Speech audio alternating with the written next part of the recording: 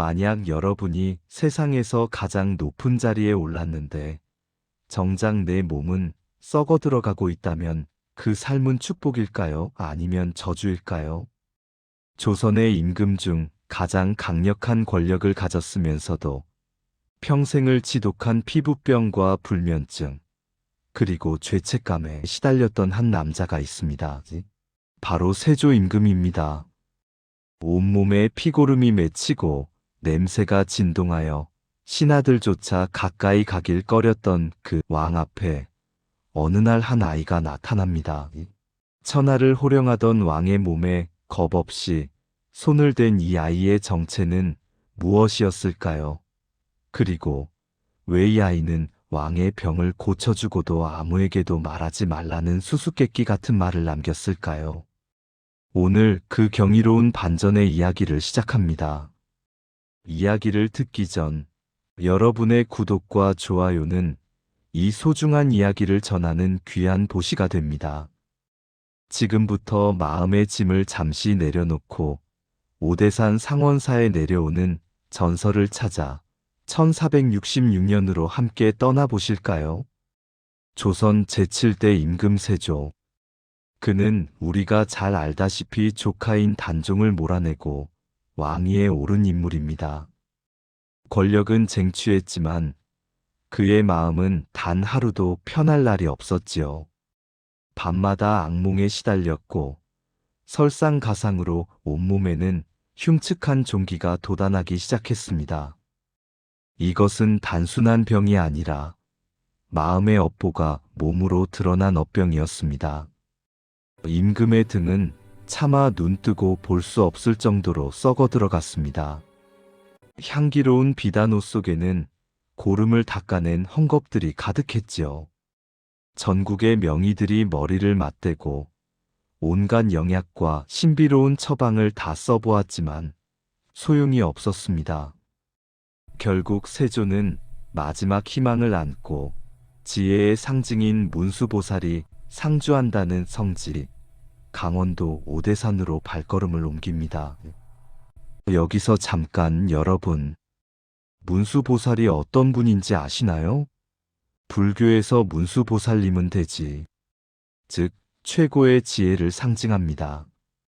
보통 사자를 타고 오른손에는 지혜의 칼을, 왼손에는 푸른 연꽃을 들고 계신 모습으로 묘사되곤 하죠. 이 칼은 우리 마음속의 번뇌와 어리석음을 단칼에 베어버리는 힘을 의미합니다. 그런데 문수보살님은 아주 독특한 특징이 하나 있습니다. 다른 보살님들과 달리 중생을 시험하거나 가르침을 주실 때 가장 초라하고 평범한 모습으로 나타나신다는 점입니다. 때로는 거지로, 때로는 문둥이로, 혹은 오늘 이야기처럼 천진난만한 아이의 모습으로 말이죠. 왜일까요? 그것은 바로 네가 사람을 겉모습으로 판단하느냐, 아니면 그 안의 불성을 보느냐를 묻기 위함입니다. 세조는 과연 그 시험을 통과할 수 있었을까요? 세조 일행이 오대산 상원사에 도착했습니다. 산사는 고요했고 공기는 맑았습니다. 세조는 월정사를 거쳐 상원사로 오르는 길에 깊은 계곡을 발견합니다. 물소리가 어찌나 청아한지 그 소리만 들어도 몸의 열기가 식는 듯 했지요. 세조는 신하들에게 명령했습니다. 내 여기서 혼자 몸을 씻을 터이니 누구도 가까이 오지 마라. 만약 내 몸을 훔쳐보는 자가 있다면 엄벌에 처하겠다. 왕에게는 자존심이 있었습니다. 일국의 통치자가 온몸에 피고름을 흘리고 있는 모습을 그 누구에게도 보이고 싶지 않았던 것이지요. 세조는 주위를 물리고 조심스럽게 옷을 벗었습니다. 차가운 계곡물에 몸을 담갔지만 혼자서는 등에 난 종기를 닦아낼 도리가 없었습니다. 손이 닿지 않는 곳에서 느껴지는 지독한 가려움과 통증에 세조는 깊은 한숨을 내쉬었습니다. 그때였습니다. 숲속 어디선가 부스럭거리는 소리가 들리더니 웬 빡빡머리를 한 어린아이 하나가 깡충깡충 뛰어오는 게 아니겠습니까? 세조는 깜짝 놀라 소리쳤습니다. 그게 누구냐? 어느 안전이라고 함부로 발을 들이느냐? 하지만 그 아이는 겁을 먹기는커녕 해맑은 미소를 지으며 왕에게 다가왔습니다. 아이의 눈망울은 마치 깊은 산속의 샘물처럼 맑았고 몸에서는 은은한 향기가 났습니다. 아이가 천진하게 물었습니다.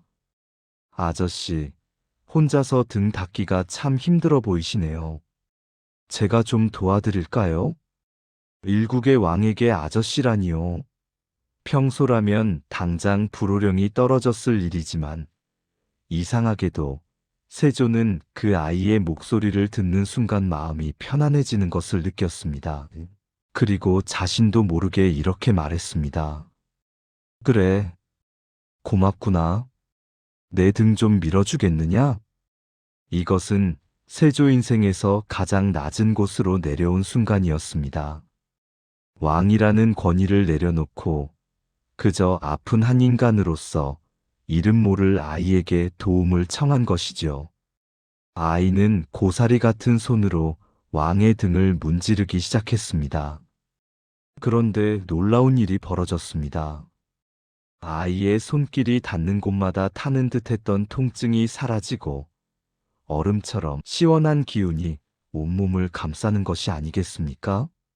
아, 시원하다. 정말 시원하구나. 세조는 태어나서 처음 느껴보는 평온함에 취했습니다. 아이가 등을 밀어줄 때마다 흉측했던 종기들이 하나둘씩 떨어져 나갔고 새살이 돋아나기 시작했습니다. 목욕을 마친 세조는 몸이 날아갈 듯 가벼워졌습니다. 그는 아이의 정성이 기특하면서도 한편으로는 걱정이 되었습니다.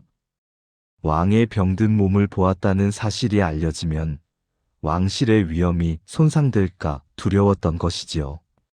세조는 아이의 어깨를 잡고 엄중히 말했습니다. 얘야, 참으로 고맙구나. 내 소원을 들어주었으니 너에게 큰 상을 내리마. 하지만 약속 하나만 하자. 어디 가서 절대로 임금의 몸을 씻어주었다는 말을 해서는 안 된다. 알겠느냐? 그런데 아이의 반응이 기가 막혔습니다. 아이는 오히려 장난기 어린 표정으로 왕을 빤히 바라보더니 이렇게 대꾸하는 것이었습니다. 임금님도 어디 가서 문수보살을 직접 만나 등을 밀어달라고 했다는 말씀은 절대 하지 마십시오. 무엇이라? 깜짝 놀란 세조가 아이를 붙잡으려 했지만 아이는 이미 한 줄기 푸른 빛이 되어 오색구름 속으로 사라진 뒤였습니다. 계곡에는 오직 맑은 물소리와 아이가 남긴 은은한 향기만이 감돌고 있었습니다. 세조는 멍하니 서 있다가 자신의 등을 더듬어 보았습니다. 울퉁불퉁했던 종기는 간데없고 갓난아기 피부처럼 매끄러운 살결만 만져질 뿐이었습니다.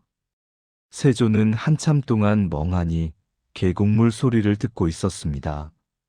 아이가 남기고 간 문수보살을 만났다고 말하지 마라는 그 농담 같은 진담이 귓가에 쟁쟁했지요. 그는 서둘러 옷을 입었습니다. 그런데 놀라운 것은 몸뿐만이 아니었습니다. 밤마다 그를 괴롭히던 마음의 감옥이 비로소 환해지는 기분이었습니다. 문수보살의 손길은 몸의 종기만 씻어준 것이 아니라 그의 맺힌 원한과 업보까지 어루만져 주신 것이었습니다. 궁으로 돌아온 세조는 이 기적을 잊지 않기 위해 화공들을 불러 모았습니다. 내 등에 손을 댄 그 동자의 모습을 그려내라.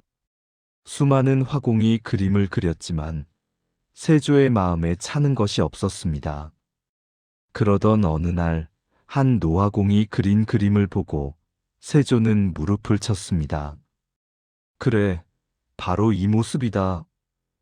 세조는 그 그림을 바탕으로 나무를 깎아 동자의 상을 만들게 했습니다.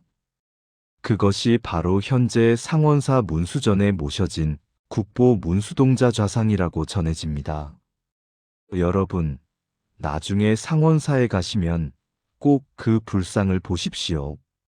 500년이 지난 지금도 그 동자의 미소는 금방이라도 계곡으로 뛰어갈 듯 천진난만합니다. 세조와 상원사의 인연은 여기서 끝이 아닙니다. 이듬해 세조가 다시 상원사를 찾았을 때의 일입니다.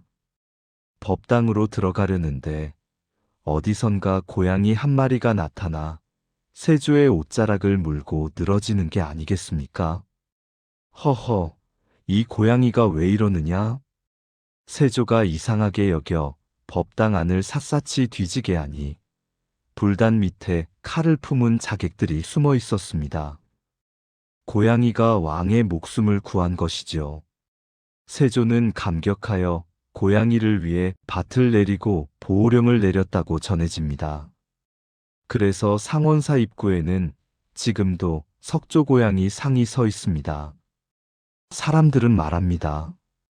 그 고양이 또한 세조를 가련히 여긴 문수보살의 화신이었다고 말이죠. 오늘 이 긴 이야기를 통해 우리는 무엇을 배워야 할까요? 조선의 왕 세조가 문수보살을 만날 수 있었던 결정적인 이유는 그가 낮아졌기 때문입니다. 화려한 골룡포를 벗어던지고 피고름 흐르는 초라한 알몸으로 계곡에 앉아 어린아이에게 등을 맡겼을 때 비로소 기적이 일어났습니다. 우리도 마찬가지입니다. 내가 왕년에 말이야. 내가 너보다 많이 알아라는 아상의 옷을 겹겹이 껴입고 있으면 우리 곁을 지나는 수많은 문수보살을 알아보지 못합니다. 여러분을 힘들게 하는 손주, 길가에서 마주친 이름 모를 이웃, 심지어 나를 비난하는 사람조차도 사실은 나를 깨닫게 하기 위해 찾아온 문수보살일지 모릅니다. 내가 마음을 낮추고 그들을 대할 때 내 몸과 마음의 종기도 비로소 씻겨 내려가기 시작합니다. 지혜란 머릿속에 든 지식이 아닙니다. 내가 가장 낮아졌을 때 내 곁에 생명을 부처로 보는 눈, 그것이 바로 문수보살의 지혜입니다. 오늘 하루 여러분의 곁에 있는 누군가에게 고맙다는 따뜻한 말 한마디 건네보시는 건 어떨까요? 그 순간 여러분의 거실이, 여러분의 일터가 바로 오대산 상원사의 기적 같은 계곡이 될 것입니다. 오늘 이야기가 여러분의 지친 마음에 작은 치유가 되었기를 바랍니다.